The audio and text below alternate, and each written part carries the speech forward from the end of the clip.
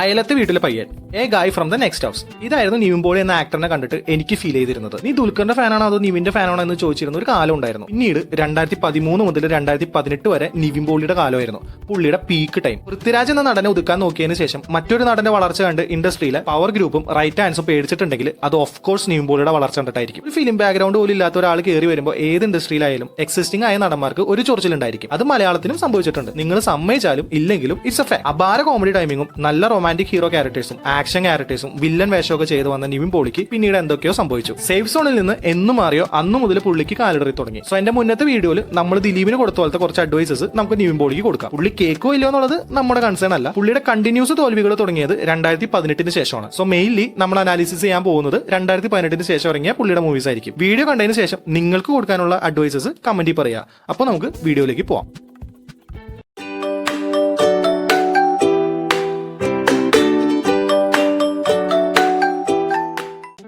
Fitness ആണ് നിവിൻ പോളിയുടെ ഏറ്റവും വലിയ പ്രശ്നമായത്. പുള്ളി എന്തൊക്കെയോ മെഡിക്കൽ ഇഷ്യൂസിലൂടെ കടന്നു പോകാണെന്നൊക്കെ കേട്ടിരുന്നു. തൈറോയ്ഡ് ഇഷ്യൂസ് ആണെന്നൊക്കെ കേൾക്കുന്നുണ്ട്. അതിൽ എത്രമാത്രം സത്യം ഉണ്ടെന്ന് അറിയില്ല. എനിവേ ഫിറ്റ്നസ് എന്നത് പുള്ളി പ്രത്യേകം ശ്രദ്ധിക്കേണ്ടതാണ്. ഇപ്പൊ പുള്ളി വണ്ണൊക്കെ കുറച്ചിട്ട് കിടു ലുക്കായിട്ട് വരുന്നുണ്ട്. സോ ഈ രീതിയിൽ പുള്ളി ബോഡിയൊക്കെ മെയിൻറ്റെയിൻ ചെയ്ത് പോയി കഴിഞ്ഞാൽ കൈവിട്ട് പോയ കാലൊക്കെ പുള്ളിക്ക് തിരിച്ചു പിടിക്കാവുന്നേ ഉള്ളൂ. അടുത്തതാണ് മടി.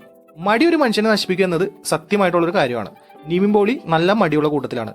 പല ഇന്റർവ്യൂസിലും പുള്ളിയുടെ ഫ്രണ്ട്സും ഒക്കെ അത് പലപ്പോഴും പറയുന്നുണ്ട്. ഒരു നടൻ എന്ന നിലയിൽ നമ്മൾ ചെയ്യാൻ പോകുന്ന ക്യാരക്ടേഴ്സിന് വേണ്ടിയിട്ട് പല രീതിയിലുള്ള മേക്ക് ഓവേഴ്സ് ചെയ്യേണ്ടതായിട്ടുണ്ട്. പൃഥ്വിരാജ് ആട് ജീവിതത്തിന് വേണ്ടിയിട്ടും ഉണ്ണി മൂതൻ മാർക്കോന് വേണ്ടിയിട്ടും നസ്ലൻ ആലപ്പുഴ ജിംഖാനയ്ക്ക് വേണ്ടിയിട്ടൊക്കെ മേക്ക് ഓവർ ചെയ്യാനായിട്ട് സമ്മതിച്ചുകൊണ്ടാണ് ആ സിനിമകൾ അവർക്ക് കിട്ടിയത്. സോ മടിയാണ്, വർക്കൗട്ട് ചെയ്യാനായിട്ട് പറ്റില്ല എന്നൊക്കെ പറഞ്ഞ് മാറിയിരുന്നതിൽ ആ പടമൊക്കെ വേറെ ആരുടെങ്കിലും കയ്യിലെത്തിയാണ്. ഒരു നടനായാലും നടിയായാലും ഫിറ്റ്നസ് ഏറ്റവും അധികം ശ്രദ്ധിക്കേണ്ട ഒന്നാണ്. ബിക്കോസ് ഒരു ആക്ഷൻ മൂവിയിൽ ഒരു തടിയുള്ള ആൾ ഒരു ജിം ബോഡിയുള്ള വില്ലനെ നേരിടുന്നത് സിനിമയിൽ കാണുമ്പോൾ നമുക്ക് കൺവിൻസ് ആവണമെന്നില്ല. എക്സാമ്പിൾ മിഗായിൽ. തടിയനായ ഫ്ലെക്സിബിൾ അല്ലാത്ത നിവിൻ പോളി കട്ട ജിമ്മനായ ഉണ്ണീനെ നേരിടുന്നത് ആ സിനിമയിൽ ഒട്ടും കൺവിൻസിംഗ് അല്ലായിരുന്നു. പക്ഷെ മേ ബി റിയൽ ലൈഫിൽ നടന്നേക്കാവുന്ന ഒന്നാണ്. അതുപോലെ ആട് ജീവിതത്തിലെ നജീബ് ഒരു 10 തടിമാടന്മാർ ഇടിച്ചിട്ടാലും നമുക്കത് കൺവിൻസ് ആവില്ല. ചിലപ്പോൾ ബ്രൂസ്ലീനെ പോലെ മാർഷൽ ആർട്സ് ഒക്കെ അറിയാവുന്ന ഒരു റിയൽ ലൈഫ് ക്യാരക്ടേഴ്സിന് മേ ബി പറ്റിയേക്കാം. എന്നാലും സിനിമയിൽ ഒറ്റ നോട്ടത്തിൽ അത് കൺവിൻസ് ആവില്ല. പക്ഷെ എന്തുകൊണ്ടാണ് പണ്ടത്തെ സിനിമകളിലെ ധനുഷും ആവശ്യത്തിലെ ഫഹദും ഒക്കെ ഇടിക്കുമ്പോൾ നമ്മൾ കൈയടിച്ചത്? ബിക്കോസ് അവർക്ക് കൊടുക്കുന്ന ബിൽഡപ്പ്, അവരുടെ ക്യാരക്ടേഴ്സിന്റെ പാസ്റ്റ്, സ്റ്റോറി, സ്ക്രിപ്റ്റ്, ഫൈറ്റിലേക്ക് നയിക്കുന്ന സീക്വൻസ്, ഇതെല്ലാം ഒരു റീസൺ ആണ്. ഒരു സ്റ്റോറിയാണ് ഒരു സീനിൽ ഫൈറ്റ് വേണോ, ആരൊക്കെ ഫൈറ്റ് ചെയ്യണമെന്ന് തീരുമാനിക്കേണ്ടത്. ഇന്നത്തെ തമിഴ് സിനിമകളിലെ പോലെ എന്റെ പടത്തിൽ ഒരു 5 ഫൈറ്റ് വേണം.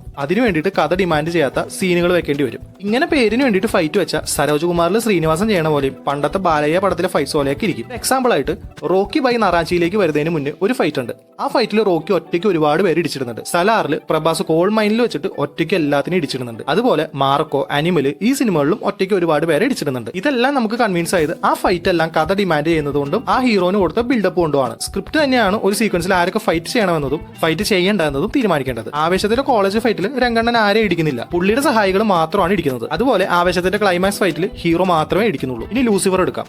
ആദ്യം സ്റ്റീഫൻ ഗോഡൌണിലും ജയിലിലും ഫൈറ്റ് ചെയ്യുന്നുണ്ട്. അതേസമയം പുള്ളി ക്ലൈമാക്സിൽ ഫൈറ്റേ ചെയ്യുന്നില്ല. കാരണം പുള്ളിയുടെ സൈന്യം പുള്ളിയുടെ കൂടെയുണ്ട്. ഒരു കിങ് അങ്ങേർക്ക് കിടു സൈന്യം ഉള്ളപ്പോൾ ഫൈറ്റ് ചെയ്യേണ്ടതില്ല. അതേസമയം പൃഥ്വിരാജിനെയൊക്കെ നോക്കൂത്തിയാക്കി അവിടെ നിർത്തിയിട്ട് അവിടെയുള്ള എല്ലാവരെയും സ്റ്റീഫൻ ഒറ്റയ്ക്ക് ഇടിച്ചിട്ട് കഴിഞ്ഞാൽ ക്ലൈമാക്സ് മൊത്തം പൊളിഞ്ഞാണ്. അതുപോലെ രാജമാണിക്യത്തിൽ റഹ്മാൻ ബാബുരാജിന് ഇടിക്കുന്നതിന് പകരം മമ്മൂട്ടി റഹ്മാന് വേണ്ടി ഇടിച്ചിരുന്നതിൽ ആ സീക്വൻസ് നായകന്റെ ഹീറോയിസത്തിന് വേണ്ടിയിട്ട് മാത്രമായി പോയത്. ഇതാണ് സ്ക്രിപ്റ്റ് ഡിമാൻഡ് ചെയ്യുന്ന ഫൈറ്റും അല്ലാത്ത ഫൈറ്റും തമ്മിലുള്ള വ്യത്യാസം. ഇത് ഞാൻ ജനറൽ ആയിട്ട് പറഞ്ഞാണ്. ഭാവിയിൽ ഈ വീഡിയോ കാണുന്ന ആരെങ്കിലും ഒരു ആക്ഷൻ പടം എഴുതുന്നുണ്ടെങ്കിൽ ഈ വീഡിയോ ഹെൽപ്പ് ആയേക്കാം. സോ നിവിൻ പോളി ഫിറ്റ്നസ് നന്നായിട്ട് ശ്രദ്ധിക്കേണ്ടിയിരിക്കുന്നു. ആൾ ഇപ്പോൾ ശ്രദ്ധിക്കുന്നുണ്ട്, നന്നായി സ്ലിം ആയിട്ട് വരുന്നുണ്ട്. പ്രേമൊക്കെ തമിഴിൽ ഭയങ്കര ഹിറ്റായിരുന്നു. റിച്ചി പുള്ളി തമിഴിലാണ് ചെയ്തത്. അപ്പൊ ഈ സിനിമകളിലൊക്കെ അഭിനയിച്ചുകൊണ്ട് പുള്ളിക്ക് തമിഴിലൊക്കെ കുറച്ച് മാർക്കറ്റ് ഉണ്ട്. എന്നാലും അത് ഒന്നുകൂടെ ഒന്ന് എൻഹാൻസ് ചെയ്യേണ്ടതായിട്ടുണ്ട്. അറ്റ്ലീസ്റ്റ് തമിഴ്നാട്ടിലെങ്കിലും കുറച്ചുകൂടെ നല്ല രീതിയിൽ ഒരു മാർക്കറ്റ് ഉണ്ടാക്കി എടുക്കാനായിട്ട് നോക്കണം. കാരണം അത് ബോക്സ് ഓഫീസിൽ പുള്ളിക്ക് പിന്നീട് ഗുണം ചെയ്യും. പ്രേമൊക്കെ ഇറങ്ങിയ സമയത്ത് തമിഴ്നാട്ടിൽ ഭയങ്കര ഹിറ്റായിരുന്നു. അതുപോലെ റിച്ചിയും തമിഴ്നാട്ടിൽ അത്യാവശ്യം ഹിറ്റായിരുന്നു. നിവിൻ പോളി എന്ന ആക്ടർ ആരാണെന്ന് തമിഴ്നാട്ടുകാർക്ക് അറിയാം. സോ അത് പുള്ളി മാക്സിമം യൂട്ടിലൈസ് ചെയ്യണം. സോ അതർ ലാംഗ്വേജിൽ കുറച്ചുകൂടെ നല്ല റോൾസ് ചെയ്ത് കുറച്ചുകൂടെ ബെറ്റർ മാർക്കറ്റ് ഉണ്ടാക്കി എടുക്കണം. നല്ല സ്ക്രിപ്റ്റുകൾ വരുമ്പോൾ മാത്രം ചെയ്യാം. പേരിന് വേണ്ടിയിട്ടും പൈസയ്ക്ക് വേണ്ടിയിട്ടും അവിടെ ഇവിടെ പോയിട്ട് ഓരോ കോമാളിത്തരങ്ങൾ കാണിച്ചു വെക്കാതിരിക്കുക. അതാണ് എല്ലാ നടന്മാരോടും എനിക്ക് പറയാനുള്ള ഒരു അഡ്വൈസ്. നിവിൻ പോളിയുടെ ആക്ടിംഗ് കരിയർ തുടങ്ങിയ കാലം തൊട്ട്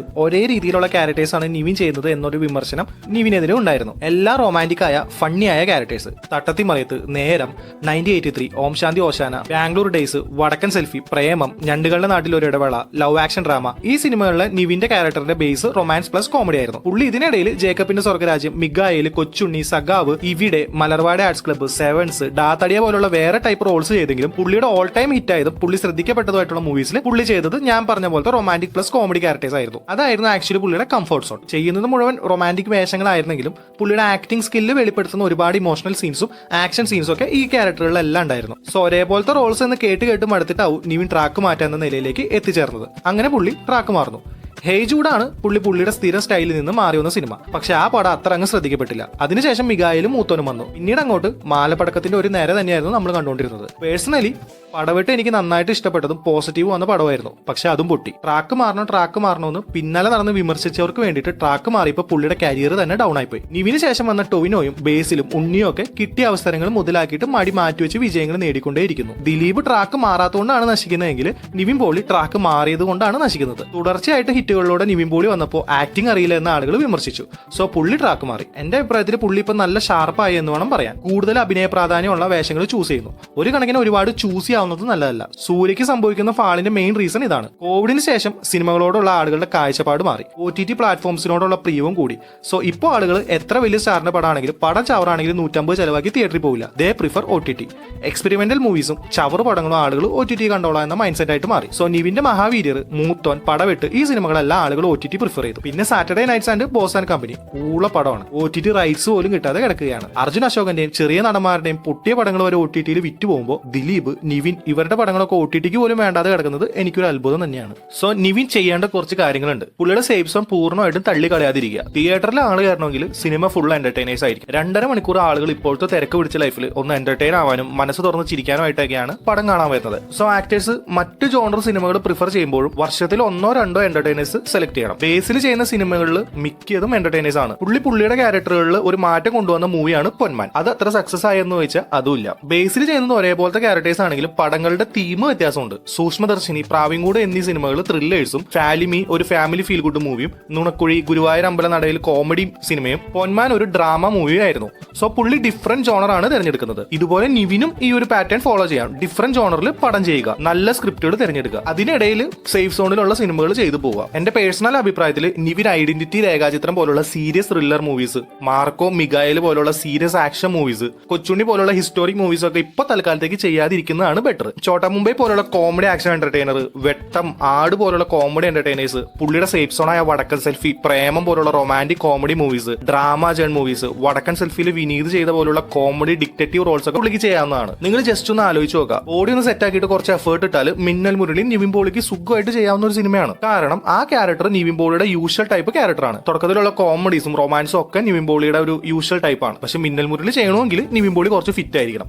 അതിന് എഫേർട്ട് എടുക്കേണ്ടി വരും. ആക്ഷൻ ഹീറോ ബിജു ലെവലെങ്കിലും ഫിറ്റ്നസ് വേണം. അതുപോലെ തന്നെ നിവിൻ പോളിക്ക് ചെയ്യാൻ പറ്റുന്ന ഒരു സിനിമയാണ് ഗോദ. ബിക്കോസ് അതിലെ ക്യാരക്ടർ നിവിൻ പോളിയുടെ കേക്ക് വാക്ക് ടൈപ്പ് ക്യാരക്ടറാണ്. Fun, romance, emotion, but fitness ഇല്ല. ബേസിലെ ഫാലിമിയിലെ ക്യാരക്ടർ പുള്ളിക്ക് പക്ക സൂട്ടാണ്. ഗുരുവായൂർ അമ്പല നടയിലെ സിനിമയിലെ പൃഥ്വിരാജിന്റെ ക്യാരക്ടർ ഒക്കെ പുള്ളിക്ക് പക്ക ആപ്റ്റ് ആണ്. സോ ഈ ടൈപ്പ് ക്യാരക്ടേഴ്സ് പുള്ളി ചെയ്യണം. ഈ 4 സിനിമകളിലെ ക്യാരക്ടേഴ്സ് ഏകദേശം ഒരുപോലുള്ള ക്യാരക്ടറാണ്. പക്ഷെ ഈ 4 സിനിമകളുടെയും ജോണർ വ്യത്യാസമുണ്ട്.